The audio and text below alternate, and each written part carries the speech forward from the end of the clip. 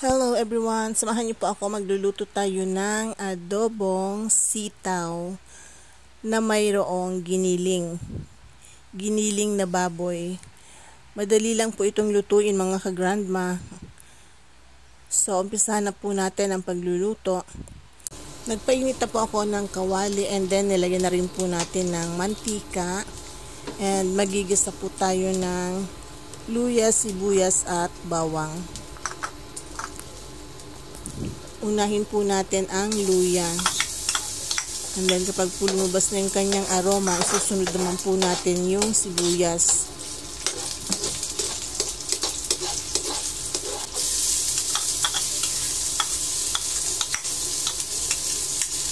And then isusunod naman po natin ang bawang.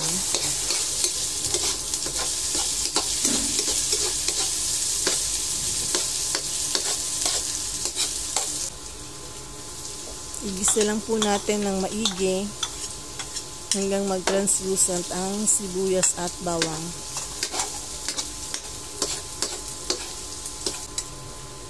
Ngayon maglalagay na rin po tayo ng giniling. Konti lang pong giniling ang ating ilalagay.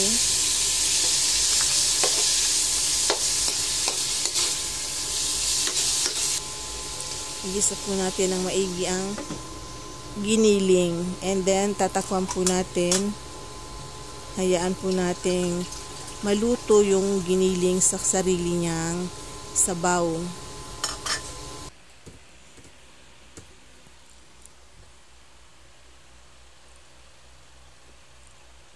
So ngayon naman po maglalagay tayo ng salt and pepper to taste.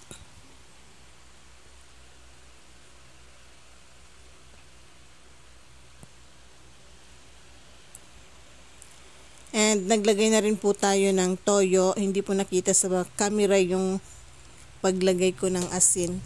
Anyway, naglagay na po tayo ng toyo.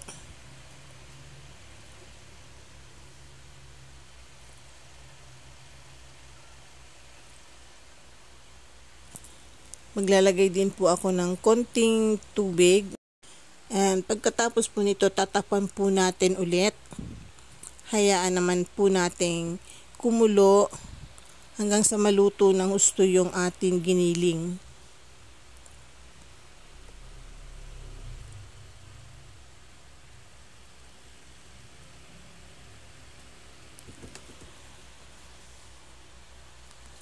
So ngayon po pwede nang ilagay ang ating sitaw.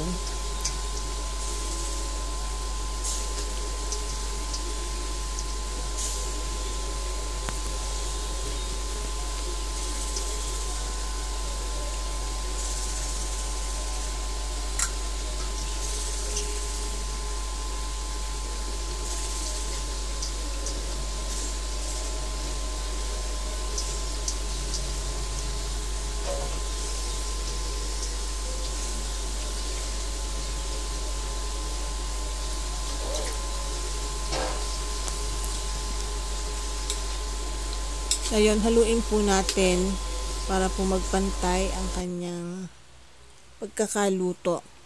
And naglagay po ulit ako ng konting tubig para naman po maluto yung sitaw. Pagkatapos po, tatakpan natin ulit.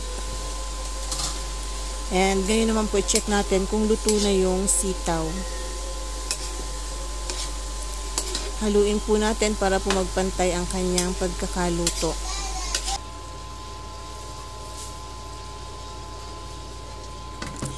Takpan po ulit natin at lutuin pa natin konting minuto pa.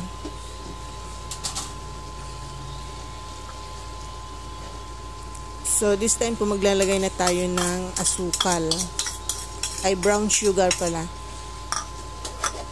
Hindi po nakita sa camera yung paglagay ko ng suka. Pasensya na po. Naka-off pala yung camera. So, ito na po yung ating adobong sitaw na mayroong giniling na baboy. Sana po nagustuhan nyo ang video na to at kung nagustuhan nyo po, huwag kalimutang mag-like, share, comment, and follow. See you again in my next video. Bye. God bless.